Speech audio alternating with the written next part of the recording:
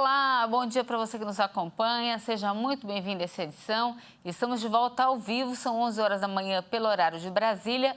Vamos juntos conferir os principais destaques do Brasil e do mundo desta quinta-feira. O Supremo Tribunal Federal formou maioria para permitir a oferta de serviço de transporte público gratuito no dia do segundo turno. A medida não é obrigatória e os gestores não podem ser punidos por abuso de poder se tomarem a decisão, já que ela tem o objetivo de oferecer a garantia constitucional do direito de voto. A maioria dos ministros do STF confirmou a autorização para que as prefeituras e empresas concessionárias possam oferecer de forma voluntária e gratuita o transporte público no dia 30 de outubro, no segundo turno das eleições. O tribunal analisou no plenário virtual a decisão individual do ministro Luiz Roberto Barroso, relator do caso. Acompanharam o voto do relator os ministros Edson Fachin, Carmen Lúcia, Dias Toffoli, Luiz Fux, Ricardo Lewandowski e Alexandre de Moraes. Segundo o relator, diante da desigualdade social, é justificável que o poder público financie os custos de transporte para que as pessoas exerçam o seu direito ao voto. Ele apontou ainda que o poder legislativo está em omissão inconstitucional ao não legislar sobre o tema. Barroso afirmou que a prática de oferecer o serviço não pode levar à punição de prefeitos e gestores por crimes eleitorais ou de improbidade administrativa. Isso porque a medida tem o objetivo de viabilizar a garantia constitucional do direito de voto. O ministro deixou expresso ainda que não pode haver qualquer discriminação de posição política no serviço. Com isso, veículos públicos e ônibus escolares podem ser usados para o transporte e o Tribunal Superior Eleitoral pode, se entender necessário, regulamentar a atuação dos municípios e empresas de transporte para coibir eventuais abusos de poder político. Pelo menos 11 capitais já confirmaram que vão garantir o benefício. São elas: Belém, Boa Vista, Campo Grande, Cuiabá, Florianópolis, Fortaleza, Maceió, Manaus, Palmas, Porto Alegre e Rio de Janeiro. Agora vamos aqui para o telão, que é hora do destaque internacional. Após uma reunião do Conselho da ONU, o embaixador do Irã na organização negou que o seu país tenha enviado drones para a Rússia. O Irã rejeitou categoricamente alegações infundadas de que transferiu drones para uso no conflito na Ucrânia. É decepcionante que, para perseguir essa agenda política, esses estados estejam tentando lançar uma campanha de desinformação contra o Irã.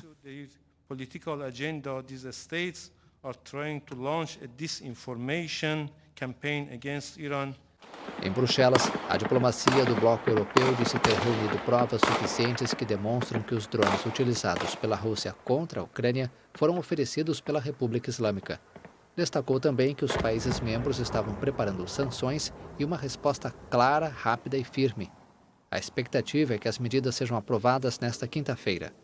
O Conselho de Segurança da ONU se reuniu nesta quarta-feira, portas fechadas, para discutir o assunto. Estados Unidos, França e Reino Unido, integrantes permanentes do Conselho, solicitaram a sessão para expressar alarme pelos envios de drones, que, segundo funcionários ocidentais, violam uma resolução da ONU, embora a Rússia tenha o poder de veto para bloquear um eventual pedido de novas sanções. Agora falamos de esporte. Faltam aí 31 dias para a Copa do Mundo e chegou a hora do boletim Esquenta Catar. Leonardo Félix fala hoje sobre a taça da Copa do Mundo. Olá, pessoal. Este é o Esquenta Catar 2022 com informações da Copa do Mundo aqui na nossa programação. Vamos conferir algumas curiosidades sobre a tão desejada taça. Você sabia que na base da taça da Copa do Mundo de futebol existe espaço para gravar o nome das seleções campeãs somente até o ano de 2038? É isso mesmo, apenas mais 4 edições do torneio. Antigamente, quando uma seleção era tricampeã mundial, ganhava o direito de ficar com a taça de maneira definitiva, como aconteceu com o Brasil. Nos últimos anos, as regras mudaram e agora os campeões mundiais têm o nome gravado no troféu, que fica guardado na Suíça, e todas as seleções campeãs ganham uma réplica. A Taça do Mundo FIFA foi confeccionada com ouro puro e 2 camadas de malaquita, um mineral semi-precioso em sua base. É isso aí, tá faltando pouco, hein? Faltam 31 dias para a Copa do Mundo Catar 2022. É isso aí, Léo, todo mundo na contagem regressiva. E antes de encerrar, O PROCON de Dourados, no Mato Grosso do Sul, fiscalizou e notificou postos de combustíveis que aumentaram aí o preço da gasolina. Vamos conferir. Fiscais do PROCON, órgão de defesa do consumidor, estão desde o início da semana vistoriando postos de combustíveis de Dourados, notificando aqueles que aumentaram o valor da gasolina recentemente. O PROCON foi informado através de reclamações de consumidores, tanto reclamação encaminhada para o e-mail do PROCON, quanto informações na rede social com relação ao aumento do preço da gasolina, principalmente. Em razão disso, o PROCON, considerando também que não houve a informação a respeito de nenhum aumento de valores da venda de combustível pelas distribuidoras ou refinarias, o PROCON resolveu então notificar os postos de combustíveis aqui de Dourados para que eles esclareçam e justifiquem se houve motivos para essa elevação do preço da gasolina e do diesel. Após esta primeira notificação, o empresário tem até 10 dias para apresentar aos fiscais do PROCON as notas que comprovem o aumento do combustível.